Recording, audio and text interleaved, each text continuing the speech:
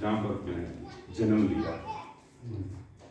और जन्म इसलिए मैं नमन करता हूँ कि भारत की भूमि वो भूमि है जिस भूमि पर विश्व को और इस ब्रह्मांड को दिशा दिखाने वाले लोगों ने जन्म लिया। और अगर इस पूरे विश्व में कहीं किसी व्यक्ति के आगे सबसे बड़ा कोई शब्द लगता है तो वो भारत के लोगों में जो पैदा होने वाले लोग हैं उनके आगे लगता है। अगर किसी सम्राट की बात की जाए तो महानतम सम्राट भारत में हुआ है। संतों में बात की जाए तो महानतम जो संत हैं वो भारत में पैदा हुए हैं। नारियों में बात की जाए तो महानतम नारियां भारत में हुई हैं। उन्हीं महानतम संतों में एक संत हुआ है। पूरे विश्व में अगर किसी भी संत का अवलोकन करेंगे तो शिरोमणि संत एक ही व्यक्ति के आगे लगता है, वो संत रैदास है। और आज उनकी 646वीं पुण्य जन्म जयंती है। आज अगर वो हमारे बीच रहते, वैसे आत्मिक रूप से वो हमारे साथ हैं, शारीरिक रूप से नहीं है हमारे साथ। 646 वर्ष के हो गए। 1377 ईस्वी को इनका जन्म हुआ और 1540 ईस्वी में इनका देहांत हुआ। 163 वर्ष की आयु में इन्होंने अपना शरीर दिया। इतने लंबे समय तक रहे और स्वस्थ रहे और लोगों को ज्ञान का मार्ग दिखाते रहे। इसी कड़ी में जब बात आती है कि इनके नाम के आगे शिरोमणि क्यों लगता है, तो हमारा जो सनातनी धर्म है उस धर्म के बहुत सारे मार्ग हैं, लेकिन इस धर्म को बहुत सारे ऐसे पोंगा पंडित जो पाखंडी लोग हैं, उन लोगों ने इनको इस धर्म को एक पाखंडी धर्म के रूप में प्रचारित करना शुरू कर दिया। तो संत शिरोमणि रविदास जी और उन पाखंडी लोगों के बीच कभी भी बातचीत होती, वाद विवाद होता, तो वो हमेशा इनको नीचा दिखाने की कोशिश करते। तब एक दिन इनके बीच एक शर्त लगी कि अगर हम सही हैं और शास्त्रार्थ हो जाए तो संत रैदास, हम तुम्हारे जैसा तुम चाहोगे वैसा हम करेंगे, और अगर तुम हार गए तो काशी का जो मार्ग है वो छोड़ना पड़ेगा। और आज भी कहीं ना कहीं ये सच्चाई है कि हमारे धर्म में थोड़ी बहुत ऊंच नीच जरूर उस समय बहुत ज्यादा थी।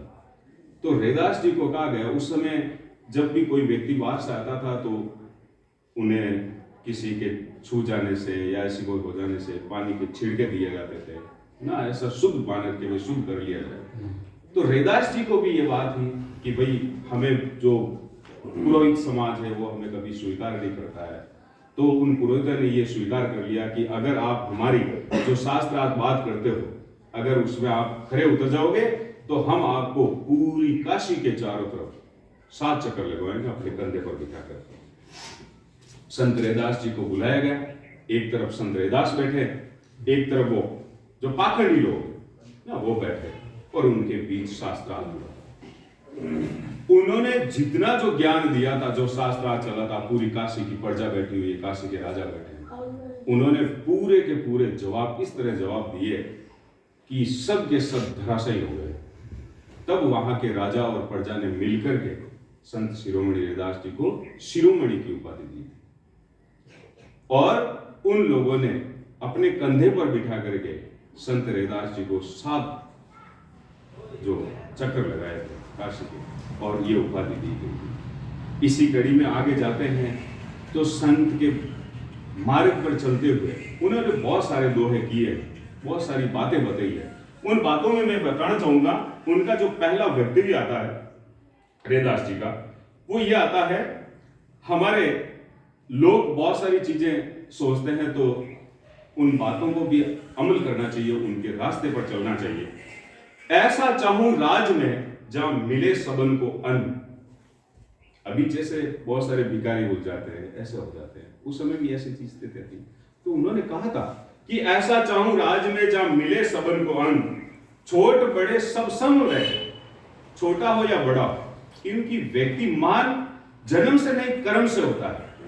और जिसके कर्म अच्छे हैं वो मान होगा, जिस प्रकार हमारे संत शिरोमणि रैदास। मिले छोटे बड़े सब सम रहे, रैदास रहे प्रसन्न। जब छोटा बड़ा सब व्यक्ति एक समान रहे तभी रैदास जी है वो प्रसन्न हुए, अन्यथा उनको खुशी नहीं मिल पाई। आज हम रविदास जी की जयंती मना रहे हैं तो हमें भी ये प्रण लेना चाहिए कि चाहे वो जाति से किसी भी जाति का जन्म व्यक्ति हो, चाहे वो ब्राह्मण हो, चाहे वो राजपूत हो, चाहे वो बनिया हो, चाहे मेघवाल हो, चाहे रेगर हो, चाहे गुजर हो, कुमार हो, जाट हो, कोई भी हो, चाहे वो मैत्री क्यों ना, अगर उसका कर्म शुद्ध है तो उसके हाथ का पानी भी पीना चाहिए, उसके हाथ की रोटी भी खानी चाहिए, उसके साथ भी रहना चाहिए। तभी हमारा जो समाज है, जब भी हमारा जो धर्म है वो वास्तव में सनातन धर्म बन पाएगा। कर्म बंधन में बंद रहो, कर्म बंधन में बंद रहो, फल की ना तजियो आस। हमेशा कर्म करते रहो, और ऐसा नहीं है कर्म करते रहो और फल की आशा छोड़ दो। फल हमें जरूर मिलेगा, उसकी आशा रखो।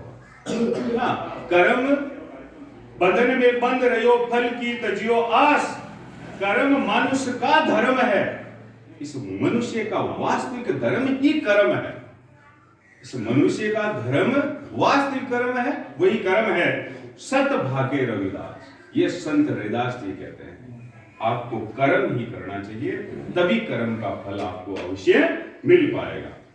कृष्ण करीम राम रही, कृष्ण करीम राम हरि, राघव जब लगे एक ने पेखा। वेद कुतेव कीरा पुराण पुराण, सहज नहीं एक। जितने भी जो धर्म की किताबें हैं, पुस्तकें हैं, उनमें जो सच्ची बातें हैं उन बातों को आप ग्रहण कीजिए। और कोई भी धर्म ये नहीं कहता है कि आप गलत कर्म कीजिए, कोई भी किताब हमें ये नहीं कहती है कि गलत कर्म कीजिए। सभी में ज्ञान भरा हुआ, उन ज्ञानों को ग्रहण कीजिए, और जो अनर्गल बात है उनको आप त्याग दीजिए, उनको छोड़ दीजिए। कहे रैदास तेरी भक्ति दूरी है, कहे रैदास तेरी भक्ति दूरी है, भाग बड़े सो पाओ, तजी अभिमान मोटी आपा पर।